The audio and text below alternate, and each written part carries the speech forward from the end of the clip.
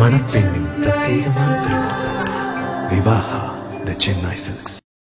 Summer holidays வந்தாச்சு, நம்ம GT ஹாலிடேஸும் வந்தாச்சு. GT holidays, south India's #1 travel brand. நாமக்கல்ல திருச்செங்கோடு மெயின் ரோட் எர்ணாபுரத்துல இருக்கிற ஸ்பைரோ பிரைம் பப்ளிக் ஸ்கூல்ல +2 போர்டு எக்ஸாம்ஸோட சேர்த்து நீட் அண்ட் ஜேஇ கோச்சிங்கும் கொடுத்துட்டு இருக்காங்க. ஒருதலை ராக படத்துல வர மாதிரி நானும் ஒரு ராசி இல்ல ராஜா அப்படின்னு ஏன் பாட்டு பாடிக்கிட்டு இருக்கேன். பிரைம் மினிஸ்டர் விசிட் முடிஞ்ச உடனே 12ஆம் தேதி பதவியில் இருக்க மாட்டார். 75 வயசுல அத்வானியே சைலண்ட் ஆகினாங்க, முரளி மனோகர் ஜோஷிய சைலண்ட் ஆகினாங்க, ஏகப்பட்ட பேரை சைலண்ட் ஆகினாங்க. யாருமே எதிர்த்து குரலே கொடுக்கல. இவர் எதிர்த்து குரல் கொடுக்கறத பார்த்தா எடப்பாடி மட்டும் இவரை நீக்கணும்னு சொல்லல, பிஜேபியில் இருக்க எல்லாருமே இவரை நீக்கணும்னு சொல்றாங்க. கேசவ விநாயகம் ஒரு பெரிய ரிப்போர்ட் நீக்கணும்னு சொல்லிட்டு, நயினார் நாகேந்திரன் ஒரு ரிப்போர்ட், மோஸ்ட் ப்ராபபிளி மத்திய உளவுத்துறையெல்லாம் சொல்றதை பார்த்தா நயினாருக்கு தான். அதிமுகவோட கூட்டணின்னு எல்லாம் ஜாலியா சொல்லிட்டு இருக்காங்க. அதிமுகவோட கூட்டணி கரெக்ட், அரித்மெட்டிக் பிரகாரம் பார்த்தா 1+1=2. ஆனா கெமிஸ்ட்ரி இவங்க 2 பேருக்குள்ள ஒர்க் அவுட்டே ஆகாது. ஏன்னா பாஜக தொண்டன் அதிமுக எதிர்ப்பால வளர்க்கப்பட்டிருக்கான். நக்கீரன் டிவி நேயர்களுக்கு வணக்கம். இன்றைய நிகழ்ச்சிக்கு நக்கீரனின் முதன்மை சிறப்பு செய்தியாளர் திரு தாமோதரம் பிரகாஷ் அவர்களை வரவேற்கிறோம். வணக்கம் தோழர். வணக்கம். நக்கீரனின் மூத்த துணையாசிரியர் ஐயா தேசு கௌதமன் ஐயா வணக்கம். தமிழக பாஜக தலைவர் பதவிங்கிறது வெறும் வெங்காயம் மாதிரி தான், ஒரிக்க அதில் ஒன்றுமே இல்லை அப்படின்னு இப்போ இருக்க தலைவர் சொல்லியிருக்கிறாரு. அவர் சொல்கிற அந்த துணியை பார்க்குறப்ப பெருங்காயம் போட்ட மாதிரி இருக்குது. உண்மையிலே என்ன தான் நடந்திருக்கும்? நல்லா இருக்கு. வெங்காயம் பெருங்காயம். வெங்காயத்துக்கு எதுக்கு நீ ஒருதலை ராக படத்துல வர மாதிரி நானும் ஒரு ராசி இல்ல ராஜா அப்படின்னு ஏன் பாட்டு பாடிக்கிட்டு இருக்கேன். இல்லை, அவர் பேசுகிறத பார்த்தா நான் இந்த பதவி வேணான்ட்டு விட்டு கொடுக்குறேன் அப்படிங்கிற மாதிரி சொல்கிற மாதிரி இருக்கார். உண்மையிலே அவர் விட்டு கொடுக்குறாரா, அவரை அதுலேருந்து காலி பண்ணுறாங்களா, அவங்க காலி பண்ணுறாங்களா? டோட்டலாக அவரை தூக்கி போடுறாங்க. அவரோட எக்ஸ்பெரிமெண்ட் டோட்டல் ஃபெயிலியர். வர்ற 12ஆம் தேதி எழுதிக்கோங்க. பிரைம் மினிஸ்டர் விசிட் முடிஞ்ச உடனே 12ஆம் தேதி பதவியில் இருக்க மாட்டார். அவருக்கு பதில் most likely to be Nainar Nagendran, இல்லைனா தமிழிசை, அப்படி எல்லாம் இருப்பாங்க. இல்லைனா ஒரு கமிட்டி வரும், ஒரு கமிட்டி, இவங்கெல்லாம் அடங்குன ஒரு கமிட்டி. அதில் எச் ராஜா இருக்க மாட்டார். இப்போ இந்த லண்டன் போனப்போ ஒரு கமிட்டி அமைச்சாங்க. அதான் அந்த மாதிரி கமிட்டி மாதிரி அமைப்பாங்க. ஆனால் அதில் கண்டிப்பாக எச் ராஜா இருக்க மாட்டார், வேற யாராவது தான் இருப்பாங்க. இந்த மாதிரி நிறைய பேரை ப்ரப்போஸ் பண்ணிட்டு இருக்காங்க. இப்போ யார் தலைவராக வரப்போகிறாங்கன்னு தெரியல. போஸ்டர் வருது, ராமநாதபுரத்தில் ஒரு போஸ்டர் வந்தது. அதிமுக கூட்டணி வேண்டாம், எங்களுக்கு தான் வேண்டும் அப்படின்னு ஒரு போஸ்டரு. அதுக்கப்புறம் நேற்று தென் சென்னையில் ஒரு போஸ்டர் வந்திருக்கு ஆதரவாக. இந்த போஸ்டர்லாம் பார்க்குறப்ப தான் அப்போது எடப்பாடி சொல்லி தான் அவரோட நிர்பந்தத்துக்காக தான் இவரை தூக்குறாங்களா? அப்படிலாம் இல்லை சார். அதாவது இவருக்கு ஒரு வார் ரூம்னு ஒன்று வச்சுருந்தார். இவர் வார் ரூம்னா என்னன்னா, அவங்களுக்கு வேலையே இல்லாதவனுங்க, அவங்களுக்கு மாத சம்பளம் கொடுப்பார். அடுத்து பொய் செய்தி பரப்புறது. இதுக்குன்னே ஒரு படையை பெங்களூர்ல ஒய்ஃப் அக்கீலா நடத்திக்கிட்டு இருந்தாங்க. அங்க ஒரு வார் ரூமு, அதுக்கப்புறம் இங்க 2 வார் ரூமு. இவரும் குடும்ப அரசியல் தான் பண்ணியிருக்காரு. ஆமா, அவன் ஒய்ஃப் அக்கீலா தான் இவர் சம்பாதிக்கிற பணத்தெல்லாம் இன்வெஸ்ட்மெண்ட் பண்றதுல பெரிய ஆள் அவங்க ஒய்ஃப் தான். எப்படியும் 2000 கோடிக்கு மேலே வச்சிருப்பார் இவர். இப்போ அந்த பணம் தான் இவருக்கு எல்லாமே. அவர் முதல்ல அரவக்குறிச்சியில் தேர்தலில் போட்டி போடும்போது செலவுக்கு கொடுத்த காசை வச்சு பிரிக்ஸ், அண்ணாமலையார் பிரிக்ஸ்ன்னு ஒன்று ஆரம்பித்தார். இப்போ ரீசண்டாக பார்த்தீங்கன்னா பல ஏக்கர் நிலத்தை கோவையில் இவர் போட்டி போடுறாருன்னு சொல்லிட்டு கோவை டு பாலக்காடு போகிற வழியில், நிலாம்பூர் போகிற வழியில் பல ஏக்கர் நிலம், பல கோடி ரூபாய் மதிப்புள்ள நிலம் அவங்க மனைவி பேரில் வாங்குறாரு. பெங்களூரில் ஒரு பயங்கர மோசமான கம்பெனிகள், அதாவது அதில் பணம் எவ்வளோன்னு தெரியாத அளவுக்கு கம்பெனிகள். துரைமுருகன் மணல் மாஃபியாவோட இணைஞ்சு நிற்கிறாருன்னு சொல்லிட்டு அவர் மேலே அமலாக்கத்துறை நடவடிக்கைகள்லாம் ஏவி விட்டு அங்கே குவாரி எல்லாத்தையுமே சேட்டலைட் வைத்து பார்த்து 7 மாவட்ட ஆட்சித்தலைவர்களை சம்மன் பண்ணி எல்லாம் பண்ணும்பொழுது அவர் லண்டனில் வந்து கரிகாலன் ஒரு பெரிய ஹோட்டல் வச்சுருக்கார். அந்த ஹோட்டலில் போய் ஒரு 300 கோடி வாங்குறாரு. அப்புறம் கோவையில் எலெக்ஷனில் நிற்கும்போது 150 கோடி ரூபாய் அதே மணல் மாஃபியா வந்து கொடுக்குது. இன்றைக்கி வரைக்கும் நீங்கள் அமலாக்கத்துறை ரெய்டு அது இதுன்னு மணல் மேட்டரில் நிறைய போயிருக்கோம்.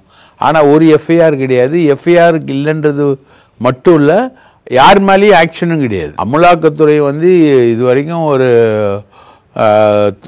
100 அரசியல்வாதிகளை வந்து வழக்கு பதிவு பண்ணியிருக்காங்க. அதில் 2 பேர் தான் குற்றவாளின்னு நிரூபணமாயிருக்கு. இது அமலாக்கத்துறை மேலே வந்துட்டு இப்போ இந்த செந்தில் பாலாஜி விஷயம் எல்லாத்துலேயுமே வந்துட்டு மாற்றி கொட்டு வாங்கிட்டு தான் இருக்கிறாங்க.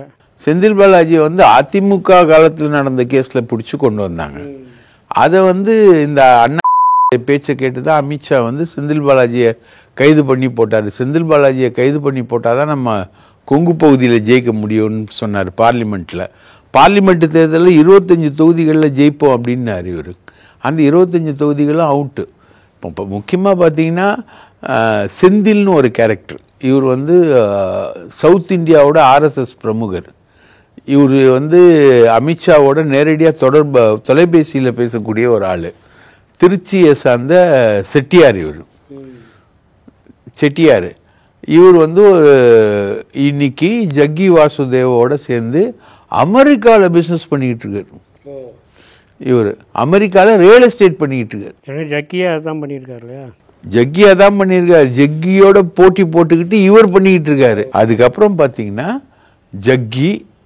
ஜக்கிக்கு அப்புறம் ஜக்கிக்கு போட்டியாக இந்த செந்திலும் பிஎல் சந்தோஷம் 2 எஸ்ஸும் தான் வந்து கொண்டு வந்து நிற்க வச்சு எல்லாம் பண்ணாங்க. பிஎல் சந்தோஷ் வந்து அனி ட்ராப் வீடியோஸ் வந்து எடுக்க வச்சார். அதுக்காக இவரை வந்து யூஸ் பண்ணி இவரை வந்து சவுத் இந்தியாவுக்கே கொண்டு வந்து இவரை கர்நாடகத்துக்கும் ஒரு ஃபிகராக கொண்டு வர்றாரு, தமிழ்நாட்டுக்கும் ஒரு ஃபிகராக கொண்டு வர்றாரு. இன்னைக்கு நிலவரம் என்னன்னா, அந்த பிஎல் சந்தோஷ் எப்பா சாமி உடுப்பா ஆளை இவன் தொல்லை தாங்க முடியலப்பா அப்படின்ற அளவுக்கு. ஏன்னா பிஜேபியில் வந்து தலைவர்கள் மாறுவாங்க போவாங்க. அத்வானி கூட சைலண்ட் ஆகப்பட்டார். 75 வயசில் அத்வானியே சைலண்ட் ஆகினாங்க. முரளி மனோகர் ஜோஷியை சைலண்ட் ஆகினாங்க. ஏகப்பட்ட பேரை சைலண்ட் ஆகினாங்க. யாருமே எதிர்த்து குரலே கொடுக்கல. இவர் எதிர்த்து குரல் கொடுக்கறத பார்த்தா இவர் வந்து 12ஆம் தேதி இவரை கட்சியை விட்டு நீக்கினா 13ஆம் தேதி இவர் வந்து ஒரு மாநில கட்சியை உருவாக்குவார் அப்படின்னு அவரோட ஆதரவாளர்கள் சொல்றாங்க. ஸோ இந்த அளவுக்கு ரிபலாக வந்து யாருமே காமிச்சுக்கிட்டதே கிடையாது. ஸோ அவங்க எல்லாமே காமிச்சுக்கிட்டு இருக்காங்க. இவர் இந்த வெங்காயம் சொன்ன அந்த ஸ்டேட்மெண்ட் கூட பார்த்தீங்கன்னா அடுத்து வரக்கூடிய அந்த தலைமை பதவிக்கு வர்றவங்களை வந்துட்டு ஒரு இழிவுபடுத்துகிற மாதிரி தான் தோணுது. இந்த பதவியெல்லாம் வந்து வெங்காயம் மாதிரியா அப்படிங்கிற மாதிரி இருக்குது. சரி, அந்த வெங்காயம் பதவி எதுக்கு ரஜினி கிட்ட வந்து நீ அங்கேருந்து கர்நாடகாவிலேருந்து RSS பிக்கப் பண்ணி இவரை வந்து ரஜினி கிட்ட முதல்வர் வேட்பாளராக இவரை கொண்டு வராங்க. ரஜினி கிட்ட ரஜினியுடைய முதல்வர் வேட்பாளர். அப்புறம் அப்படியே டிரான்ஸ்ஃபர் பண்ணி பாஜகவுடைய மாநில துணைத் தலைவராக வர்றாரு. பாஜகவோட மாநில துணைத் தலைவராக இருந்து பாஜகவுடைய மாநில தலைவராக வர்றாரு. எந்த அரசியல் முன் அனுபவமும் இல்லை. இந்தியாலேயே இந்த மாதிரி எந்த தலைவரும் எந்த மாநிலத்திலையும் புகுத்தப்பட்டதே கிடையாது. இதுதான் ஒரே ஒரு எக்ஸ்பெரிமெண்ட்டு. இவர் IPS படிச்சிருக்காரு, நான் அது பண்ணுவேன் இது பண்ணுவேன். டெய்லி பேச்சுக்கு மட்டும் பஞ்சமே கிடையாது. இஷ்டத்துக்கு பேசுறது. அதில் வந்து எம்ஜிஆரை பேசுறது, ஜெயலலிதாவை பேசுறது, அண்ணாவை பேசுறது, எடப்பாடியை பேசுறது. எடப்பாடியெல்லாம் கண்ணா அப்படின்னான்னு பேசியிருக்காரு. அப்போ அவங்க வந்து அடுத்து நீங்கள் கூட்டணி அப்படின்னு வரும்போது ஏற்கனவே மாநில செயற்குழு கூடி தீர்மானமே நிறைவேற்றிருக்காங்க. நீக்க வேண்டும் அதிமுக தீர்மானம். இப்போ கூட்டணின்னு வரும்பொழுது கூட்டணி எப்படி வந்தாருன்னு நம்ம போன வீடியோலேயே பேசியிருக்கோம். மகனை வந்து அடமானம் வச்சு மகனை வந்து ப்ரெஷர் பண்ணி மகன் மாட்டினதை வச்சு தான் அவரை கூட்டணிக்கே கூட்டின்னு போகிறாங்க. மிரட்டி தான் கூட்டிகிட்டு போகிறாங்க. அடமானம் வச்சு தான் அவரை கூட்டிகிட்டு போகிறாங்க. அவர் அப்படி போய் ஒரு கூட்டணியில் மாட்டும் பொழுது அவருக்குன்னு ஒரு சில டிமாண்ட் இருக்கும் இல்லையா? அதில் முக்கியமான டிமாண்ட் வந்து அண்ணன் மாற்றணும்னு அண்ணன் ரிபல் ஆகுறாரு. ரிபல் ஆகிட்டு இப்போ அவர் தனி கட்சின்ற டோனுக்கு அவர் போயிட்டுருக்காரு. இப்போ வந்து அடுத்தது அவர் தனி கட்சின்ற நான் வந்து 11% வாக்கு சதவீதத்தை வந்து நான் ஏற்றியிருக்கேன், மொத்தம் 18% ஏறி இருக்கு. இந்த 11% எனக்கு ஒரு 4% கூட ஓட்டு போட மாட்டாங்களா? நான் ஒரு தனியாக ஒரு கட்சியை ஆரம்பிக்கிறேன், இன்னும் 1 வருஷம் டைமிங் இருக்கு. ஏற்கனவே கொங்கு நாடுன்னு ஆரம்பிச்சாரு. கொங்கு நாடு ஜனதா கட்சின்னு ஒன்று ஆரம்பிக்கணும்னு கொங்கு நாடுன்னு போட்டாரு. ஸோ அப்போ அதே கொங்கு நாடு ஜனதா கட்சின்னு வரப்போறாரா, இல்லை தமிழ்நாடு முழுக்க ஒரு பாரதிய ஜனசங் அப்படின்ற மாதிரி அவர் வரப்போறாரா? ஏதாவது கவர்னர் பதவி எதுவும் கொடுக்குற மாதிரிலாம் எதுவும் இல்லை. இவர் வந்து என்ன கேட்டாருன்னா மத்திய மந்திரி பதவி வேணும்னு கேட்டேன். அதெல்லாம் அவங்க கொடுக்குற தயாராகவே இல்லை. இவரை மத்திய மந்திரி ஆக்கிட்டு இவர் நாளைக்கு அங்கே உட்காந்துக்கிட்டு ஏதாவது பேசினார்னா யார் அதுக்கு பதில் சொல்கிறது?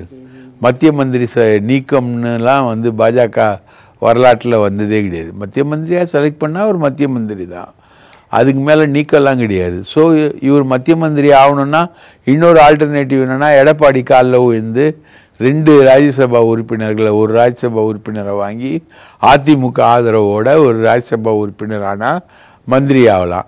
அப்படி ராஜ்யசபா உறுப்பினராகி ஏற்கனவே இருக்கிறார ஒருத்தர் ஜி.கே. வாசன், அவருக்கு என்ன மந்திரி பதவி கொடுக்கலையே? ஜி.கே. வாசனுக்கே கொடுக்காதப்ப இவருக்கு எப்படி கொடுப்பாங்க மந்திரி பதவி? அதை இப்போ கூட வந்து இந்த வக்ஃபு வாரியம் அந்த மசோதாவை கூட வந்து அவங்களுக்காக ஆதரிச்சு ஓட்டு போட்டிருக்காரு. ஒரே ஒரு தமிழர் ஆதரிச்சு ஓட்டு போட்டது வந்து அண்ணன் ஜி.கே. வாசன் தான். ஸோ மந்திரி பதவிக்கான வாய்ப்பு இல்லை. இவர் வேணா அகில இந்திய செய்தி தொடர்பாளராக போடலாம். இன்னைக்கு அவர் பேட்டி கொடுத்தது வந்து ஒரு 2 விஷயம் சொல்கிறார். ஒன்று வந்துட்டு அடுத்து வந்து தேர்தல் வரப்போகுது, ஆனால் தேர்தலில் நான் போட்டியிடலை அப்படின்னு சொல்லிட்டாரு, தலைவர் தேர்தலில். இன்னொன்று வந்துட்டு நான் என்னைக்கு தான் நான் தமிழ்நாட்டு அரசியலில் தான் இருப்பேன் அப்படின்னு சொல்கிறாரு. தமிழ்நாட்டு அரசியலில் இருக்க வேண்டியதான், மூலையில் உட்கார வேண்டியதான், வீட்டில் இருக்க வேண்டியதான். வீட்டில் வந்து உனக்கு மகன் அப்படின்ற ஒரு அடையாளத்தை தாண்டி மூலையில் ஒரு ஆளாக நிற்கக்கூடிய ஒரு அடையாளம் தான் அவருக்கு கிடைக்கும். தமிழ்நாட்டு அரசியலில் அவர் இருப்பார், அதுக்கான விஷயங்கள் எதுவும் இல்லை. ஆனால் அதுவும் வந்து இவர் வந்து இந்த மாதிரி இன்டிசிப்ளினரி வேலைகள் செஞ்சுக்கிட்டு இருந்தால், போஸ்ட் அடிக்கிறது, அசிங்கமாக தலைப்பு போட்டு பேசுறது, எல்லாரையும் வார் ரூம் ஆப்ரேட் பண்ணுறது, வார் ரூம் மூலமாக அடிக்கிறது, அமலாக்கத்துறை ரெய்டு வரும்னு மிரட்டுறது, அங்கெல்லாம் லஞ்சம் வாங்குறது. இவங்க வந்து பெரிய அளவுக்கு லஞ்சம் வாங்கினது திமுக அமைச்சர்கள்கிட்ட தான் வாங்கியிருக்காங்க. அதுதான் திமுகவோட தான் இவங்களுக்கு லிங்க் இருந்திருக்கு. திமுக அமைச்சர்கிட்ட தான் இவர் நிறைய வாங்கியிருக்காரு. இது வந்து உங்களுக்கு வந்து எடப்பாடி மட்டும் இவரை நீக்கணும்னு சொல்லல, பிஜேபியில் இருக்க எல்லாருமே இவரை நீக்கணும்னு சொல்கிறாங்க. கேசவ விநாயகம் ஒரு பெரிய ரிப்போர்ட்டு நீக்கணும்னு சொல்லிட்டு, நயினார் நாகேந்திரன் ஒரு ரிப்போர்ட்டு, என்னை வந்து 4 கோடி ரூபாய் நான் தேர்தல் நிதியை வந்து பிடிக்கிறாங்க போலீஸு, அதுக்கு காரணம் அவரோட ரிப்போர்ட்டு. நிர்மலா சீதாராமன் முழுக்க இப்போ ஏடிஎம்கேவை கண்ட்ரோல் பண்ணுறாங்க.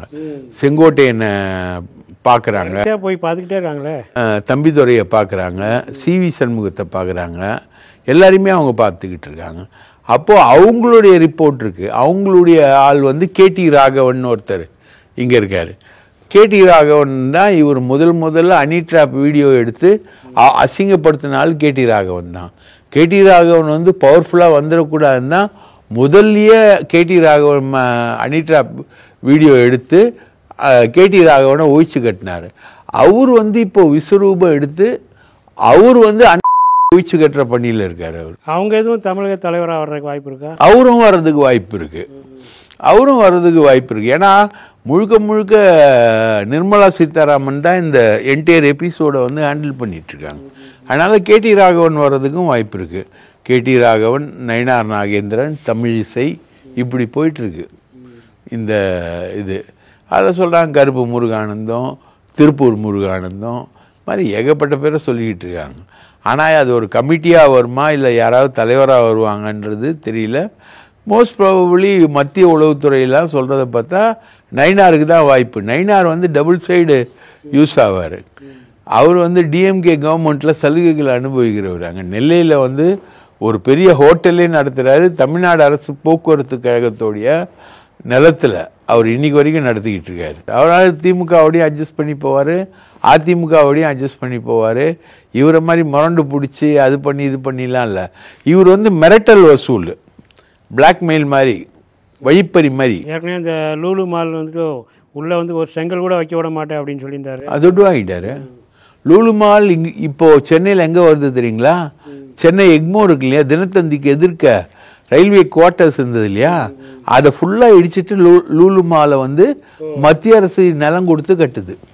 சென்னையில் லூலு மால் வர இடம் வந்து ரயில்வே நிலத்தில் வருது. அது முழுக்க கட்டிங்கு லஞ்சம் இந்த விஷயங்கள்ல வருது. இன்னொரு முக்கியமான விஷயம் என்னன்னா, அதிமுகவோட கூட்டணின்னு எல்லாம் ஜாலியாக சொல்லிட்டு இருக்காங்க. அதிமுகவோட கூட்டணி கரெக்டு, அரித்மெட்டிக் பிரகாரம் பார்த்தா 1+1=2. ஆனால் கெமிஸ்ட்ரி இவங்க 2 பேருக்குள்ள ஒர்க் அவுட்டே ஆகாது. ஏன்னா பாஜக தொண்டன் அதிமுக எதிர்ப்பால் வளர்க்கப்பட்டிருக்கான். அதிமுக தொண்டன் வந்து எடப்பாடியால பாஜக எதிர்ப்புல வளர்க்கப்பட்டிருக்கான். இன்னொரு விஷயம், இப்போ நயினா நாகேந்திரன் அதிமுகலேருந்து தான் இப்போ பிஜேபிக்கு போயிருக்கிறாரு.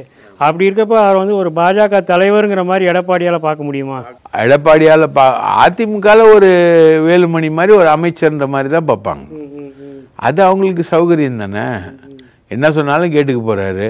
இவங்க இப்போ 100 தொகுதி கேட்குறாங்க பாஜக, 100 தொகுதி எங்கள் கையில் கொடுன்னு. மலை இருந்தானா அதை வச்சு பிளாக்மெயில் பண்ணுவார், இந்த தொகுதி அது, இந்த தொகுதி அது, இந்த தொகுதி அது.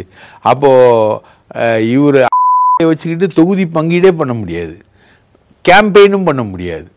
எல்லாமே ஒரு விதமான பிளாக்மெயிலில் தான் இருக்கும். இப்போது நைனார்னா நைஸாக போயிட்டு அதுக்கேற்ற மாதிரி இப்போ ஒரு முக்கியமான விஐபி நிற்கிற தொகுதியாக இருந்தால் டிஎம்கே அட்ஜஸ்ட் பண்ணிவிடும் நைனாரோட.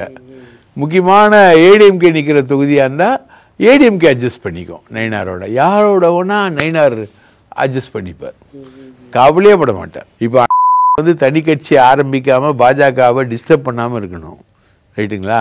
இதுக்கிடையில் பிரைம் மினிஸ்டர் வரும்போது ஒரு அரை மணி நேரம் இந்த பஞ்சாயத்தெல்லாம் தீர்க்கிறதுக்கு பிரைம் மினிஸ்டருக்கு டைம் கேட்டிருக்காங்க. பிரைம் மினிஸ்டர் தரல. இந்த தலைவலிக்குள்ளெல்லாம் நான் வரல, எனக்கு ஏற்கனவே ஆர்எஸ்எஸ் வந்து என்னை தூக்கி போடணும்னு சொல்லிட்டு தலைவலி பண்ணிக்கிட்டு இருக்காங்க. அங்கே 25 வயசானால் நான் போகணுன்னு சொல்லிட்டு ஆர்எஸ்எஸ் தலைவலி பண்ணிக்கிட்டு இருக்காங்க. அதனால் நான் ஆர்எஸ்எஸ் எல்லாம் அவாய்ட் பண்ணிக்கிட்டு இருக்கேன். இந்த பஞ்சாயத்து எனக்கு எதுக்கு? இவங்களுக்கு முக்கியமாக என்னென்னா தமிழ்நாட்டில் வந்து இந்தி எதிர்ப்பு, அப்புறம் அந்த தொகுதி மறுசீரமைப்பு, மற்ற விஷயங்கள் எல்லாமே ரொம்ப சீரியஸாக அனைத்து எதிர்கட்சிகளையும் ஒன்றிணைக்கக்கூடிய வேலையில் மு.க. ஸ்டாலின் ஈடுபட்டுருக்காரு. அதனால முடியாது, இந்த இதுக்கு வந்து ஒரு முடிவு கட்டணும் அப்படின்றாங்க. இப்போ நேற்று வக்ஃபு மசோதா பாஸ் ஆச்சு, தமிழ்நாடு கவர்மெண்ட் சொல்லிச்சு நாங்கள் கேஸ் போடுவோன்னு. இன்னைக்கு காங்கிரஸ் கட்சி கேஸ் போட்டுருச்சு. ஸோ எல்லாத்துக்குமான இன்ஸ்பிரேஷன் எங்கேருந்து வருது? தமிழ்நாட்டிலேருந்து. அதனால தமிழ்நாட்டுக்கு ஒரு முடிவு காணணும் அப்படின்றது இவங்களுடைய மிஷன். அதில் முக்கியமான ஸ்டெப்பு வந்து நீக்கம் வந்தால் வந்து தனி கட்சி ஆரம்பிப்பார் அப்படின்றது தான் இப்போது வரைக்கும் கிடைக்கக்கூடிய சிம்டம்ஸ். எனக்கு வேணாயா பாஜக மாநில தலைவர் பதவினா, அப்போ தனி கட்சி ஆரம்பித்தார்னா அவர் வந்து தனி ஆவர்த்தனத்துக்கு போவார். ஸோ 12 அல்லது 14ஆம் தேதி பிரதமரோட வருகைக்கு பிறகு நீக்கம் என்பது உறுதியாகும். நீக்கம் உறுதி என்றால் அவர் தனி கட்சி இப்போதைக்கு வந்து அவர் காலி பண்ணிட்டாங்கிறது உறுதி. ஆனால் அடுத்த தலைவர் அறிவிக்காமல் இருக்காங்க இல்லையா? அதான், அது தலைவர் வந்து நயினாரா, தமிழிசையா, இல்லை பொன்னாரா, இல்லை ஒரு கமிட்டியா, அப்படிதான். இல்லைன்னா இவரா கேடி ராகவனா, அப்படிலாம் இருக்கு. 2026 தேர்தலை எதிர்கொள்ளணும்னா கொஞ்சம் வலுவான தலைவராக வச்சா தான் அவங்களுக்கு. வலுவான தலைவராக தான் வைக்கணும். வலுவான தலைவரானா வலுவான தலைவர்ல வந்து எல்லாரையும் குழப்பி மிரட்டி சம்பாதிக்கிற தலைவர், ஒழிப்பறி கொள்ளைன்னு தான். அதுதான் அவங்களுடைய எக்ஸ்பீரியன்ஸு. இது வந்து தலைமை கிடையாது. அதுதான் எல்லாருமே ஃபீல் பண்ணுறது. இவர் வந்து மிரட்டுறது தான் இவர் லாய்க்கு அப்படின்றது தான். எம்எல்ஏ தேர்தலையும் தோத்துட்டாரு. பொய் மிரட்டல் எல்லாமே, அழிப்பு சக்தி எல்லாமே அதுக்குள்ளே இருக்குது. பாஜக தலைமை மாற்றம் குறித்து நிறைய விஷயங்களை எங்களோட பகிர்ந்துக்கிட்டீங்க. ரொம்ப நன்றி தோழர். வாய்ப்பளித்ததற்கு மிக்க நன்றி. மணப்பெண்ணின் பிரத்யேகமான விவாஹா தி சென்னை சில்க்ஸ். நக்கீரன் டிவிக்கு சப்ஸ்கிரைப் செய்யுங்கள். உங்கள் ஆதரவே எங்கள் பலம். ஆசிரியர்களுக்கு நண்பனாகவும் மாணவர்களுக்கு ஆசானாகவும் திகழும் தேர்வு வழிகாட்டி ஒவ்வொரு பாடத்திற்கும் அனுபவமிக்க ஆசிரியர்களின் துல்லியமான தெளிவான விடைகள். CNC இருக்கு, தேர்வு பயம் எதற்கு? இது தீரன் பப்ளிஷிங் ஹவுஸ் விற்பனை வெளியீடு.